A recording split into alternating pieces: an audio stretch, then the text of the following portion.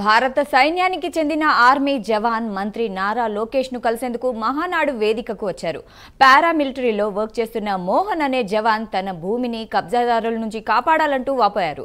అన్నమయ్య జిల్లా రామచంద్రం మండలం చిట్టెమ్మగారి పాలెంలో కొంతమంది తన వారసత్వ భూమిని కబ్జా చేసేందుకు ప్రయత్నిస్తున్నారని అన్నారు. సరైన పత్రాలతో ఉన్న తన స్థలంలో ఉన్న షెడ్ను ఎంఆర్ఓ కూల్చివేశారని తెలిపారు. దీంతో కలెక్టర్ ఆశ్రయించగా షెడ్ నిర్మించాలని కలెక్టర్ ఆదేశించినా ఏదో నామమాత్రం చేస్తున్నారని తెలిపారు. తన సమస్యను మంత్రి నారా లోకేష్ కు తెలిపేందుకు వచ్చిన జవాన్ మోహన్ తో మా ప్రతినిధి దీపిక ఫేస్ టు ఫేస్. భారత ప్రపంచంలోని ప్రజలందరూ కూడా కంటి నిండా నిద్రపోతున్నారు అంటే అది కేవలం ఆర్మీ వాళ్ళు బోర్డర్లో ఉండి మన కోసం యుద్ధం చేయడమే. మనం రీసెంట్గా చూసాం పహల్గామ్ ఉగ్రవాద దాడిలో కూడా ఎంతోమంది వీర జవాన్లు మృతి చెందిన సంఘటన. మురళీ నాయక్కి మాత్రం కుటుంబానికి న్యాయం చేశారు. సో అలాగే ఒక బాధితుడు తన కుటుంబానికి తన భూమిని లాక్కున్నారంటూ కూడా ఆవేదన వ్యక్తం చేయడానికి జాబ్లో సెలవు తీసుకొని మరి మాత్రం ఇక్కడికి వచ్చారు. డైరెక్ట్గా సెలవు ప్రకటించిన తర్వాత వెంటనే మహానాడు వేదిక దగ్గరకు వచ్చి నారా లోకేష్ గారికి తన గోడును వెళ్ళబోసుకోవడానికి వచ్చారు. అసలు ఆ బాధితుడికి ఏంటి ప్రాబ్లమ్ అవన్నీ మనం తెలుసుకునే ప్రయత్నం చేద్దాం. అమ్మ, నీ పేరు మోహన్ అన్నారు, ఏం జరిగింది, అసలు ఎందుకు లోకేష్ గారిని కలవాలనుకుంటున్నారు? నమస్కారం మేడం, అది నా పేరు మోహన్, నేను పారామిలిటరీలో వర్క్ చేస్తున్నాను. మా చిట్టెమ్మారిపల్లి గ్రామం, రామసముద్రం మండలం, అన్నమయ్య జిల్లా మేడం, మదనపల్లి నియోజకవర్గం. అయితే మా ఊర్లో మాకున్న 57 సెంట్ల భూమి ఏదైతే వారసత్వంగా వస్తుందో దాన్ని కొంతమంది కబ్జా చేయాలని చూస్తున్నారు మేడం. సో ఈ విషయం మీద నేను లాస్ట్ ఒక 20 డేస్ ముందు కూడా నేను ఒక వీడియో చేశాను. ఆ వీడియో చేయడానికి కారణం ఏంటంటే నేను వార సమయంలో మాకు లీవ్ లేకుండా అన్నీ బంద్ చేశారు మేడం. సో మా ఎంఆర్ఓ మేడం గారు మాకున్న ఏదైతే ల్యాండ్ ఉందో ఆ ల్యాండ్లో మాకు కొలిసివ్వమని మేము సర్వే కడితే సర్వే చేయలేదు. సర్వే చేయకపోగా మా ల్యాండ్ డాక్యుమెంట్స్ అన్నీ కరెక్ట్గా ఉన్నా సరే సెటిల్మెంట్ ల్యాండ్ అని కూడా లెక్క చేయకుండా ఏదైతే మా సెరికల్చర్ షెడ్ ఉంటుంది మేడం, ఆ షెడ్ పక్కన ఉన్న పందిరిని దౌర్జన్యంగా వచ్చి దొబ్బేశారు. సో ఇలా దొబ్బేయడంతో మేము చాలా మనస్తాపం చెంది లాస్ట్ ఇయర్ నవంబర్లో కలెక్టర్ గారిని కూడా కలిసాం. కలెక్టర్ గారికి కూడా చెప్తే ఆయన మొత్తం సాక్ష్యాలు పరిశీలించి ఎంఆర్ఓ మేడం గారిని మందలించి, మేడం ఏదైతే మీరు దొబ్బేశారో దాన్ని వెంటనే వెళ్ళి తిరిగి నిర్మించండి అని చెప్పారు మేడం. ఇప్పటికి 6 నెలలు అయిపోతుంది, ఇప్పటికీ సరిగ్గా పూర్తిగా నిర్మించి మాకైతే హ్యాండ్ వర్క్ చేయలేదు.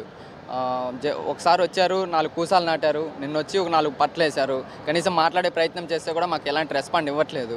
ఇప్పటివరకు మీ నియోజకవర్గం ఎమ్మెల్యేని కానీ అలా కలవడం ఏం జరగలేదా మేడం? ఎమ్మెల్యే గారిని ఒకసారి కూడా కలిసాం మేడం. అండ్ మొన్న వీడియో పెట్టినప్పుడు కూడా సార్ స్పందించారు, వచ్చి 3 డేస్లో సర్వే చేయిస్తామని కూడా చెప్పారు.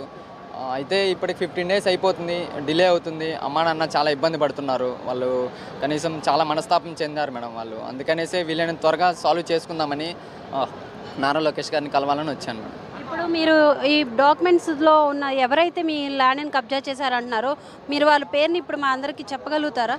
ఖచ్చితంగా చెప్పగలను మేడం. ఇప్పుడు ఎవరైతే చేస్తున్నారో వాళ్ళ పేరు మునిరత్నమ్మ అండ్ లక్ష్మణ్ గారు ఆంజప్ప, బోడే రెడ్డప్ప, చిన్నప్ప గారు రెడ్డప్ప అనే వీళ్ళే దౌర్జన్యం చేస్తున్నారు. అట్లీస్ట్ వాళ్ళ డాక్యుమెంట్స్ తీసుకొని వచ్చి వాళ్ళు మేము ఇద్దరం కొలిపించుకుంటే ఎవరిది తప్పు ఉందనేది తేలిపోతుంది. సో అలాంటి సర్వేకి ఒప్పుకోవడం ఉంటారంటే కూడా సర్వే కూడా ఒప్పుకోవడం లేదు. సో సర్వే కూడా చేయనివ్వట్లేదు కాబట్టి మాకు చాలా ఇబ్బంది అవుతుంది. ఏదైతే మా సెరికల్చర్ షెడ్కి నీడగా వేసుకున్న పందిరిని కూడా దొబ్బేశారు. అది తిరిగి నిర్మించకపోవడం వల్ల పట్టుపురుగులు చనిపోతూ వేడికి అండ్ ఎండ పడుతూ మాకు చాలా ఇబ్బందులకు గురవుతున్నాయి. మాకున్న జీవనాధారం అది ఒక్కటే. సో కాబట్టి వీళ్ళని త్వరగా మా పందిరిని వేపించుకొని నా ల్యాండ్ సర్వే చేయించుకొని ప్రొటెక్ట్ చేసుకుందామని సార్ గారిని రిక్వెస్ట్ చేయాలని వచ్చాను. కూటమి ప్రభుత్వం వచ్చి 11 నెలలే అవుతుంది, అంతకు ముందు ప్రభుత్వం మీకేమీ విధాలుగా సాయపడలేదా? లేదు మేడం, లాస్ట్ ప్రభుత్వంలో ఎలాంటి సాయం అవ్వలేదు. అండ్ ఏంటంటే అప్పుడు కొన్ని కత్తులు ఎత్తుకొని దాడులు కూడా చేశారు. సో ఇక్కడ మీరు చూడొచ్చు కూడా. అయితే అప్పుడు కనీసం ఈయన మీద కేసు కూడా తీసుకోలేదు. సో ఈ ప్రభుత్వం వచ్చిన తర్వాత అయినా మాకు న్యాయం చేస్తారనుకుంటే ఇంకా డిలే అవుతుంది, చాలా ఇబ్బందిగా ఉంది. అందుకని దయచేసి వీళ్ళని త్వరగా సమస్య తీరిస్తే మాకు. ఇప్పుడు లోకేష్ గారి దగ్గర మీరు ఎలాంటి విన్నపం చెప్పాలనుకుంటున్నారు, ఆయనకి ఎలా చెప్పాలనుకుంటున్నారు? మేడం లోకేష్ గారికి ఏం చెప్పాలనుకుంటే ఏదైతే ఎంఆర్ఓ గారు దౌర్జన్యంగా పందిరిని పడగొట్టారో వీలైనంత వరకు త్వరగా దాన్ని నిర్మిస్తే మేము పట్టుపురుగులు మేపుకొని కొద్దిగా ఆర్థికంగా చాలా నష్టపోతున్నాము. సో అది మేము స్థిరపడాల్సి వస్తుంది. అది అండ్ ఇంకోటి ఏమంటే మా ల్యాండ్ని మా డాక్యుమెంట్స్ 1కి 10 సార్లు కూడా చెక్ చేసి మా ల్యాండ్ డాక్యుమెంట్స్ కరెక్ట్గా ఉంటే మాకు సర్వే చేసిస్తే చాలు మేడం, మాకు ఇంకేం అవసరం లేదు. మాకు ఫేవర్ చేయాల్సిన అవసరం లేదు. నా ల్యాండ్ డాక్యుమెంట్స్ చూసి నాకు ఎంతైతే భూమి ఉందో నా హక్కు ప్రకారం నాకు సర్వే చేయిస్తే చాలు. నాకు నీకు న్యాయం జరగాలని మేము కూడా కోరుకుంటాం. మా ప్రైమ్ 9 నుంచి కూడా నీకు న్యాయం జరిగేలాగా కూడా ప్రభుత్వం దృష్టికి తీసుకువెళ్ళే ప్రయత్నం చేస్తాం. రైట్. తను మాత్రం మోహన్ అయితే చాలా ఆవేదన వ్యక్తం చేస్తున్నాడు. తన కుటుంబానికి జరిగిన అన్యాయాన్ని ఎలాగైనా సరే నారా లోకేష్ గారు పరిష్కరించాలని కూడా తను విన్నపిస్తున్నాడు.